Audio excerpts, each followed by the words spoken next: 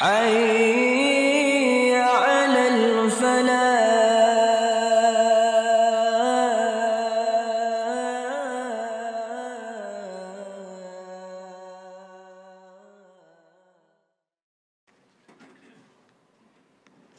Bismillahirrahmanirrahim. Assalamualaikum warahmatullahi wabarakatuh.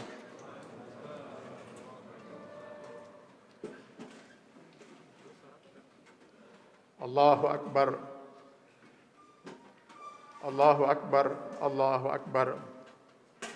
Allahu Akbar. Allahu Akbar. Allahu Akbar. Allahu Akbar walillahil hamd. Allahu Akbar. Ma ta'alat aswatun nasi bitakbir.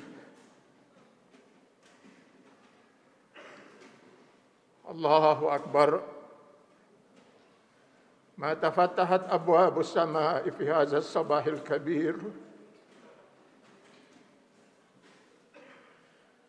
Allahu Akbar.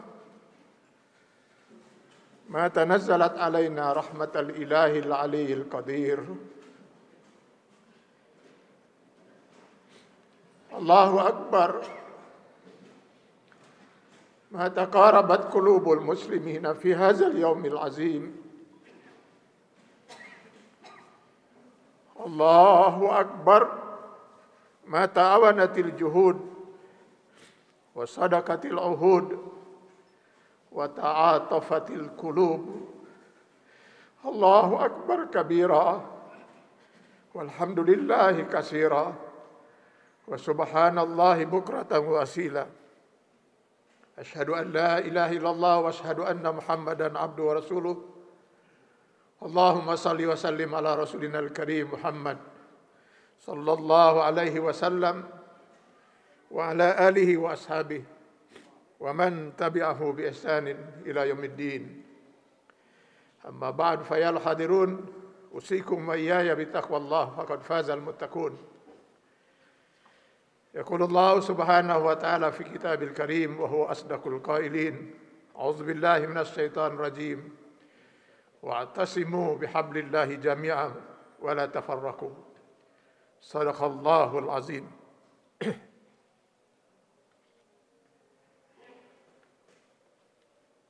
Hadirin kaum muslimin rahimakumullah. Puji dan syukur tidak henti-hentinya kita panjatkan hanya kehadirat Allah Subhanahu wa taala. Allah Tuhan yang Maha Rahman, Maha Rahim, yang tiada henti-hentinya mencucurkan rahmat, karunia, inayah, taufik dan hidayahnya pada kita sekalian. Juga pada pagi hari yang sangat berbahagia dan mulia ini, di mana alhamdulillah kita telah sama-sama duduk bersimpuh di tempat yang disucikan dan dimuliakan Allah di Masjid Istiqomah ini. Untuk bersama-sama bertakbir, bertasbih, bertahmid, bertahlil, rukuk dan sujud menghambakan diri pada Allah bersama seluruh umat Islam di dunia, termasuk saudara-saudara kita yang sedang melaksanakan ibadah haji di tanah suci. Semoga Allah Subhanahu wa taala senantiasa mencucurkan rahmat, karunia, inayah, taufik dan hidayahnya pada kita sekalian. Amin ya Allah, ya Rabbal Alamin. Hadirin kaum muslimin rahimakumullah. Ini untuk kedua kalinya kita melaksanakan salat Idul Adha dalam suasana pandemi COVID-19. Bahkan pada tahun ini rasanya kondisi negeri kita dari sisi ini sangat luar biasa terpuruk. Tercatat tidak kurang dari 2,88 juta rakyat Indonesia yang sudah terpapar COVID-19. Ini yang tercatat. Menurut dugaan, kemungkinan angkanya 10 kali lebih besar dari ini. Jadi sekitar 28 juta.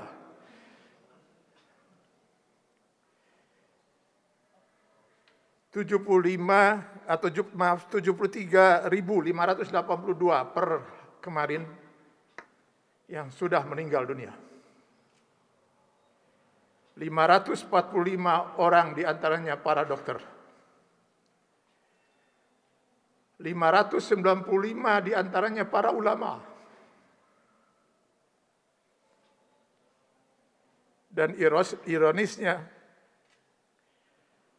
di akhir-akhir ini, setiap hari paling tidak tercatat lebih dari 50.000 yang terpapar. Sehingga kita pada minggu ini, pada pekan ini, kita mencatat urutan pertama di dunia, terbesar per harian.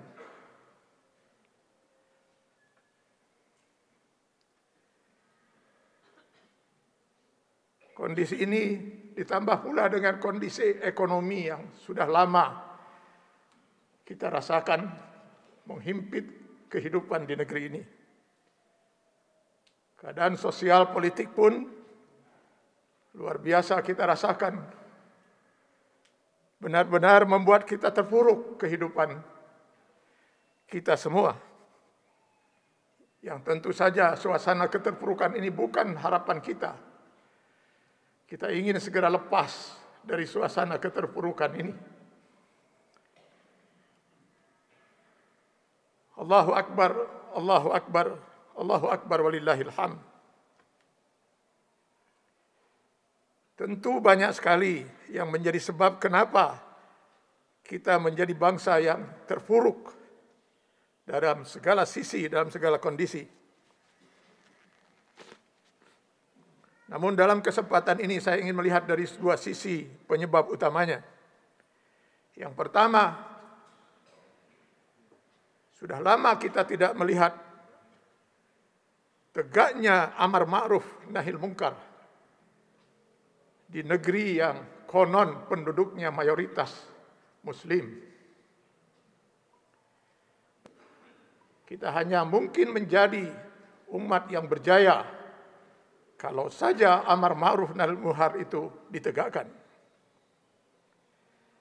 Kita tidak menafikan bahwa dakwah di negeri ini luar biasa semarak. Tapi dakwah yang selama ini berjalan kebanyakan hanya sebatas amar ma'ruf. Jauh dari dakwah nahi munkar. Mereka yang berdakwah amar ma'ruf mengajak kebaikan masih dibiarkan. Bahkan semakin banyak kita lihat dakwah-dakwah ini berjalan. Mereka mendapat pujian sebagai dakwah yang menyejukkan. Sementara kalau ada di antara dakwah pendai yang menegakkan nahi mungkar, maka mereka segera akan dicap sebagai kelompok radikal. Bukan diundang ke istana, tapi sudah banyak di antara mereka yang diundang ke penjara.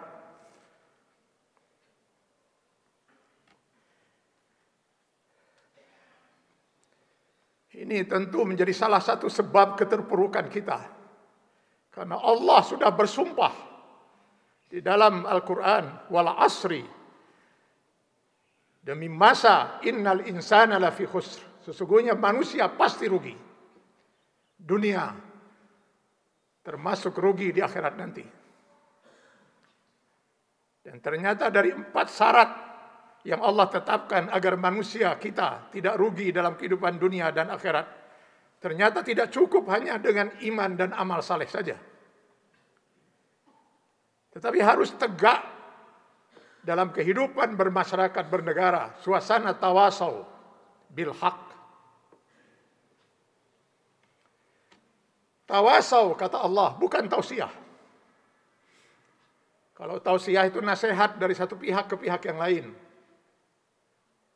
Seorang ustadz misalnya sedang memberikan tausiah, berarti yang lain mendengarkan. Allah menghendaki dalam kehidupan bermasyarakat tercipta suasana tawasau, saling nasihat menasihati. Kenapa? Karena kullu bani Adam khata'un. Setiap manusia itu berpeluang untuk melakukan kesalahan. Setiap manusia. Kalaulah Nabi dan Rasul itu tidak dimaksum oleh Allah, tidak dilindungi oleh Allah Subhanahu Wa Taala, niscaya mereka pun akan sama dengan kita. Orang tua harus mau menasihati anak. Guru harus mau menasihati murid. Ulama harus mau menasihati umat. Pemimpin harus menasihati rakyat yang dipimpinnya. Tetapi karena semua manusia berpeluang untuk membuat kesalahan, anak dalam Islam harus siap mengingatkan orang tuanya yang salah. Murid harus siap mengingatkan gurunya yang salah. Umat harus siap menjewer ulamanya yang melakukan kesalahan. Rakyat harus siap mengingatkan pemimpinnya yang membuat kesalahan. Karena kita tidak pernah dipimpin oleh malaikat. Selama ini kita dipimpin oleh manusia yang pasti punya berpotensi melakukan kesalahan dan kekhilafan. Ini kalau kita ingin selamat dari ancaman lafi khusrin, kata Allah Subhanahu wa taala. Kalau seorang rakyat jelata melakukan kesalahan, maka dampaknya mungkin hanya akan dirasakan oleh 1, 2, 3 orang. Tapi kalau seorang pemimpin melakukan kesalahan dan biarkan, maka dampaknya akan menghancurkan dan membinasakan kehidupan rakyat yang dipimpinnya. Oleh karena itu pantaslah kalau Rasulullah SAW mengatakan, khairul jihad, sebaik-baik jihad, sebaik-baik perjuangan yang dilakukan oleh seseorang mukmin, kalimatul haq inda sultanin jair, menyampaikan kebenaran, menyampaikan yang hak kepada pemimpin yang melakukan kesalahan. Allahu Akbar, Allahu Akbar, Allahu Akbar walillahil hamd. Yang kedua, kita bersyukur kepada Allah Subhanahu wa taala. Kita hidup di sebuah negeri yang penduduknya mayoritas muslim. Dengan demikian harusnya sudah tercipta suasana persatuan dan kesatuan di negeri ini. Karena kita sebagai seorang mukmin diikat oleh persatuan ukhuwah, innamal mu'minuna ikhwah. Di mana kata Rasulullah SAW, kita wajib mencintai saudara kita sesama mukmin seperti cinta kita pada diri kita sendiri. Tapi ironisnya yang terjadi sudah sejak lama. Kita rasakan umat dan mayoritas penduduk negeri ini sudah terpecah belah. Ini sudah lama sekali kita rasakan. Dan semakin terasa perbelahan ini, perpecahan ini, terutama sejak tahun 2019. Umat terbelah sampai dengan saat sekarang ini. Kita lihat di berbagai media sosial. Masih terbelah antara apa yang disebut dengan kadrun dan kecebong dan lain sebagainya. Jangankan di partai yang berasaskan nasionalis atau sosialis, bahkan di partai-partai yang membawa nama Islam sekalipun terpecah belah. Boro-boro bisa menyatukan umat Islam, untuk menyatukan partainya pun begitu sangat sulitnya. Sampai saat ini kita pun belum melihat wujud persatuan dari ormas-ormas Islam. Dan ini semakin parah lagi. Kondisi ini dengan munculnya faham-faham mazhab yang mereka begitu lancang untuk segera menyalahkan saudara-saudaranya sesama muslim. Kalaulah ini dalam prinsip akidah atau syariah yang qat'i sifatnya, tentu kita setuju. Harus jelas mana yang hak dan mana yang batil. Tapi ini yang dibesar-besarkan justru adalah masalah-masalah yang ada dalam wilayah istihadiyah. Masalah-masalah yang dimungkinkan untuk kita berbeda, tapi dibesar-besarkan dan diruncingkan sehingga kita semakin terpecah belah umat Islam ini.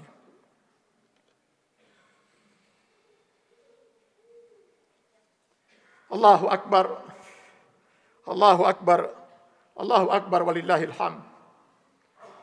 Rasanya saya yakin sekali bahwa kondisi kita umat Islam, mayoritas penduduk negeri ini sudah mendekati apa yang disinyalir Rasulullah SAW 16 abad yang lalu. Yusaku an tatada'al umam alaikum kama tatada'al akalatu ila qas'iyatiha.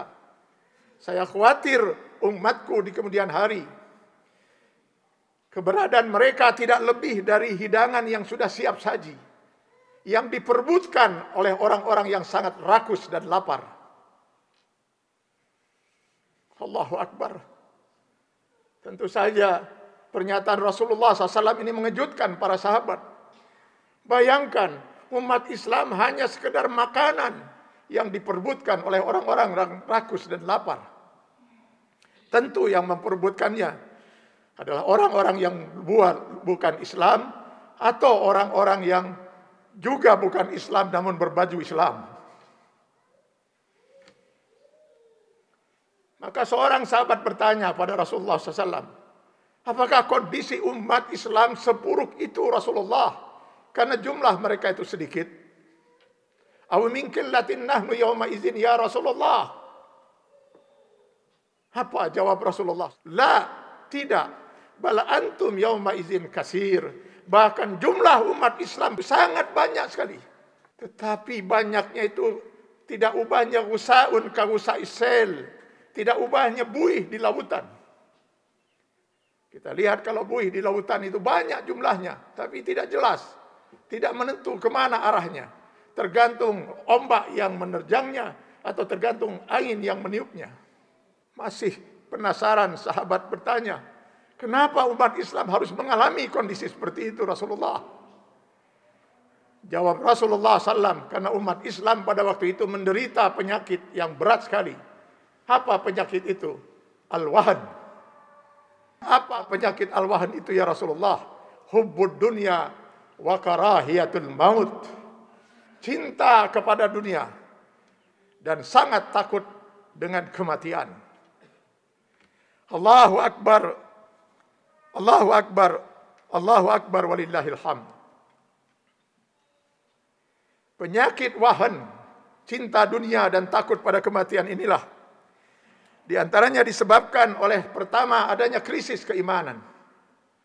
Harusnya seorang mukmin itu standar keimanannya adalah dia harus bisa mencintai Allah dan Rasul, mengalahkan cinta dia kepada dunia dan segala isinya. Wallazina amanu asyaddu hubban lillah. Dia hanya akan mencintai sesuatu di dunia kalau itu dicintai oleh Allah. Dia tidak akan pernah mengharap kaya kecuali kalau dia bisa kaya dengan cara yang diridhai Allah. Dia akan membenci semua yang dibenci oleh Allah. Karena itu dia juga rela mengorbankan apapun yang ada dalam dirinya. Kalau memang hanya dengan pengorbanan itu ridha Allah baru bisa dicapai. Penyebab yang kedua, karena krisis keimanan ini juga terjadi perpecahan umat. Karena sama urusannya adalah hubbud dunya wa karahiyatul maut. Karena dua asas persatuan yang ditetapkan oleh Allah di Quran surat Al-Imran 103, wa'tasimu bihablillahi jami'a, sudah lama ditinggalkan oleh kita umat Islam. Bahwa untuk tercapainya persatuan dan kesatuan umat harus ada dua asas yang diperjuangkan dan dicapai. Yang pertama, adanya titik tujuan yang sama, hablullah, sama-sama mencari ridha Allah. Mustahil kita bisa bersatu kalau titik tujuan sudah berbeda. Mustahil umat Islam ini bisa bersatu kalau sebagian masih istiqomah mencari ridha Allah, sementara yang lain istiqomah mencari ridha hubbud dunya wa karahiyatil maut. Enggak mungkin kita bisa bersatu. Kalaupun kita punya tujuan yang sama-sama mencari ridha Allah, maka syarat yang kedua, untuk mencapai tujuan, kita harus mempunyai derap langkah yang sama. Untuk mencapai tujuan dengan berpegang pada Al-Quran dan Sunnah, pada tali Allah, hablullah. Bagaimana mungkin kita bisa mencapai ridha Allah kalau kita tidak berpegang pada Al-Quran dan Sunnah, pada syariat Allah Subhanahu wa Ta'ala?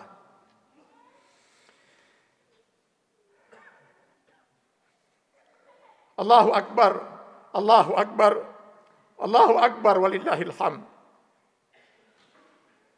Karenanya sangatlah kita sayangkan bahwasanya di antara kita masih ada saja yang bermental resepsionis. Ingin terpampang semua mereknya.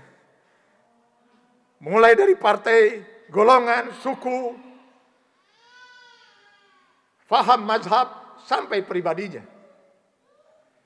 Sehingga firman Allah Subhanahu wa taala dan sabda Rasulullah SAW yang menyatakan bahwa apa yang diberikan oleh tangan kanan agar tidak diketahui oleh tangan kirinya terasa mulai sirna dan diganti dengan teori, publikasi dan propaganda.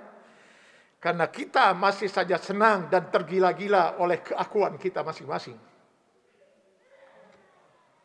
Allahu Akbar, Allahu Akbar, Allahu Akbar walillahil hamd. Hadirin kaum muslimin rahimakumullah. Kita memang datang dari berbagai kabilah dan suku, bahasa dan warna kulit yang tidak sama, kedudukan dan status sosial yang berbeda.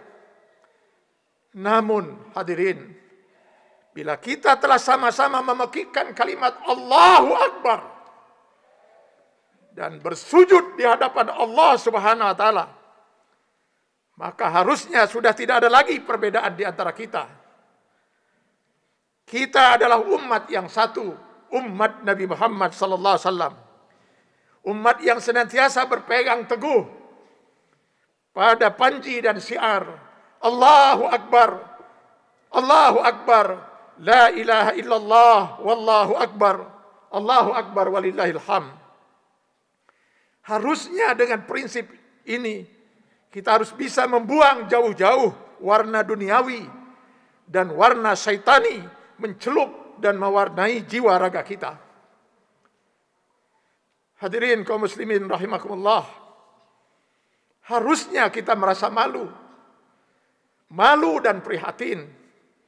Rasulullah sallallahu alaihi wasallam mulai menyusun barisan dari satu orang kemudian menjadi banyak. Sementara kita mulai dari banyak, tapi satu demi satu mengundurkan diri dari barisan. Atau langsung tidak langsung kita keluarkan dari barisan. Dan kita bagi umat Islam ini ke dalam bentuk kotak-kotak. Hizbus Siyasiyun, golongan politik. Dan Hizbus Syar'iyun, golongan faham syariah, furu'iyah, mazhabiyah. Kita harusnya berhenti dari lagu lama ini. Sehingga tidak perlu terulang lagi. Ironi, Muslim mengejar Muslim. Muslim mencurigai Muslim. Muslim yang satu sibuk memukul Muslim yang lainnya. Atau saling pukul satu dengan yang lain. Sehingga setelah masing-masing babak belur, habis energi dan wibawa, akhirnya tidak berdaya di hadapan lawan yang sesungguhnya. Allahu Akbar, Allahu Akbar, Allahu Akbar walillahil hamd. Kita harus malu demi untuk mencapai ridha Allah Subhanahu wa taala. Nabi Ibrahim alaihissalam rela bahkan mengorbankan putra satu-satunya pada waktu itu untuk disembelih. Kita harus malu. Ismail juga rela untuk dirinya disembelih. Kalau memang hanya dengan itu ridha Allah Subhanahu wa taala bisa dicapai. Karena itu hadirin rahimakumullah, lewat khutbah Idul Adha ini izinkan khatib mengajak, mari kita terus berjuang merefleksikan iman dan Islam kita dalam kehidupan pribadi, keluarga, masyarakat dan bernegara. Mari kita berjuang untuk menaklukkan ananiyah, egoisme, keakuan yang ada dalam diri kita masing-masing demi kita untuk mencapai ridha Allah Subhanahu wa taala. Demi kejayaan Islam dan umatnya. Mari kita korbankan kepentingan pribadi demi persatuan umat. Bersatu dalam saf wal khittah. Satu barisan yang kokoh dengan derap dan irama yang sama tanpa ada satu suara pun yang sumbang. Mari kita bersatu dan membangun persatuan umat demi Indonesia yang lebih baik lagi di masa mendatang. Mari kita bina persatuan umat ini demi baldatun thayyibah wa rabbun ghafur. Mari kita berbuat yang terbaik bagi diri kita masing-masing sebelum ajal menjemput diri kita. Di mana pada saat itu kata Rasul, masing-masing in qata amaluhu, putus amal perbuatannya. Mari kita manfaatkan sisa-sisa hidup kita yang Allah masih berikan pada kita untuk berbuat yang terbaik bagi diri kita, bagi keluarga kita, bagi masyarakat, bagi negeri ini, khususnya bagi agama yang paling kita cintai. Semoga Allah Subhanahu wa taala senantiasa membimbing kita agar kita mampu berada di jalan yang diridhoinya. Barakallahu fikum. Hadirin rahimakumullah. Hidup kita di alam dunia ini suatu saat pasti akan berakhir. Dan pada saat itu barulah kita akan sadar betapa semua yang ada di dunia ini tidak ada arti apa-apa. Istri atau suami yang sangat kita cintai, cucu-cucu yang lucu-lucu yang sangat kita sayangi, harta kekayaan yang begitu kita sibuk mengumpulkannya, senang kalau bertambah, sedih kalau berkurang, pangkat dan jabatan yang kita begitu sangat takut jika dia lepas dari tangan kita. Suka atau tidak suka, senang atau tidak senang, rela atau tidak rela, semua harus kita tinggalkan di alam dunia yang fana ini. Ketika malaikat Israel menjemput diri kita, tidak ada sesuatu di dunia ini yang bisa kita bawa atau kita ajak. Kita akan pergi sendiri, didampingi malaikat Israel untuk meninggalkan alam dunia yang fana ini, menuju alam lain, alam barzah namanya, alam kubur namanya, alam yang nun jauh di sana. Untuk sampai ke alam itu, menurut hadis riwayat Ahmad bin Hanbal dalam musnadnya, kita harus melewati sekian lapisan langit. Perjalanan yang sangat jauh, perjalanan yang sangat sepi, tidak ada yang mendampingi kita kecuali satu pendamping yang sangat setia, yang akan menyelamatkan kita dan membahagiakan kita di alam itu dan sampai di yaumil akhir nanti di surga Allah, yaitu iman dan amal saleh kita masing-masing. Tidak kurang dari 24 jam kalau ukuran dunia.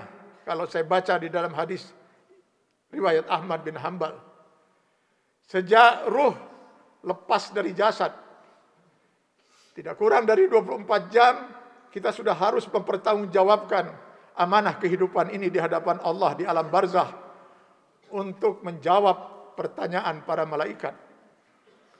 Mampu kita menjawab, maka akan dibuka tabir alam gaib, tabir kedua.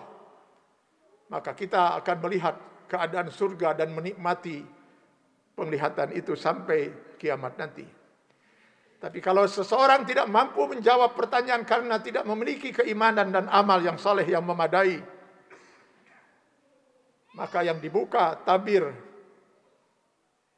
keadaan neraka jahanam. An-nar yu'raduna 'alaiha ghuduwan wa 'ashiyah. Neraka jahanam dipertontonkan kepadanya pagi dan petang. Dan itulah yang dimaksud dengan azab kubur. Sejauh yang saya fahami sampai dengan saat ini. Hadirin kaum muslimin rahimakumullah. Saya mengajak diri saya dan kita semua, mari kita terus berjuang untuk memanfaatkan sisa-sisa umur kita yang ada ini untuk meniti kehidupan di jalan yang diridhai Allah. Mari kita bangun persatuan dan kesatuan di antara kita. Karena dengan persatuan dan kesatuan itu kita akan mewarnai kehidupan ini sesuai dengan warna yang dikehendaki oleh Allah dan Rasul-Nya, agar kita bisa mencapai kehidupan yang bahagia dunia dan akhirat. Semoga Allah Subhanahu wa taala memberkahi kita sekalian, dan marilah akhirnya kita sama-sama berdoa kepada Allah Subhanahu wa taala. Mudah-mudahan Allah Subhanahu wa taala berkenan mendengar dan mengabulkan doa kita semua. A'udzubillahi minasyaitonir rajim. Bismillahirrahmanirrahim. Alhamdulillahirabbil alamin. Wassalatu wassalamu ala asrafil anbiya'i wal mursalin wa ala alihi wa ashabihi ajma'in. Allahumma rabbana ya Allah, dengarlah jeritan dan pekikan hati kami, jeritan dan pekikan hamba-hambamu yang telah diberi anugerah yang banyak, namun seringkali lalai untuk bersyukur kepadamu ya Allah. Jeritan hambamu yang mendambakan umat ini bersatu padu di dalam membangun negeri ini, walau masih ada saja orang-orang yang mencoba memecah belah di dalamnya. Pekikan hambamu ya Allah, yang sedang berjuang membangun masyarakat dan negeri ini untuk terwujudnya masyarakat yang sejahtera, damai lahir dan batin dalam ridhamu ya Allah. Allahumma innaka afuwwun karim, tuhibbul afwa fa'fu anna ya karim. Allahumma ighfir lana wa liwalidina warhamhum kama rabbayana shighara wadkhulhum fi jannatika an-na'ima ma'asy-syuhada'i was-salihin wa ma'an nabiyyikal mursalin birahmatika ya arhamar rahimin. Allahumma ighfir li abaina wa li ummahatina wa li ajdadina wa li jaddatina wa li kulli masyayikhina wa li jami'il muslimina wal muslimat wal mu'minina wal mu'minat al ahya'i minhum wal amwat innaka karimun mujibud da'wati ya rabbal alamin. Allahumma ta'assamna lal izzati wal jabarut wa'tasamna bi rabbil maliki wal malakut wa tawakkalna 'alal hayyil ladzi la yamut. Isrif 'anna al bala'i wal waba'i wal fahsya'i wal munkari wal baghi. Isrif 'anna al bala'i wal waba'i wal fahsya'i wal munkari wal baghi. Innaka 'ala kulli syai'in qadir. Allahumma aslih lana dinana alladzi huwa ismatu amrina wa aslih lana dunyana allati fiha ma'suna wa aslih lana akhiratana allati ilaiha ma'aduna waj'alil hayata ziyadatan lana fi kulli khair waj'alil mauta rahatan lana min kulli syarr. Allahumma inna nas'aluka salamatan fid din wa afiyatan fil jasad wa ziyadatan fil ilm wa barakatan fil rizq wa taubatan qabla al maut wa rahmatan 'inda al maut wa maghfiratan ba'da al maut. Allahumma hawwin 'alaina fi sakaratil maut. Allahumma hawwin 'alaina fi sakaratil maut. Allahumma hawwin 'alaina fi sakaratil maut wan najata minan nar wal 'afwa 'indal hisab. Allahumma rabbana wa atina ma wa'adtana ala rusulik wa la tukhzina yawmal qiyamah wa la tukhzina yawmal qiyamah wa la tukhzina yawmal qiyamah innaka la tukhliful mi'ad. Rabbana atina fid dunya hasanah wa fil akhirati hasanatan wa qina azaban nar wa adkhilnal jannata ma'al abrar ya aziz ya ghaffar ya rabbal alamin. Allahumma rabbana taqabbal minna innaka antas sami'un alim wa tub alaina innaka antat tawwabur rahim. Subhana rabbika rabbil izzati amma yasifun wa salamun alal mursalin walhamdulillahi rabbil alamin. Hadirin kaum muslimin rahimakumullah, terakhir izinkan saya menghaturkan selamat Idul Adha bagi kita umat Islam, dan mohon maaf saya lahir dan batin. Semoga Allah selalu memberkahi kita sekalian. Wabillahi taufiq wal hidayah. Assalamualaikum warahmatullahi wabarakatuh.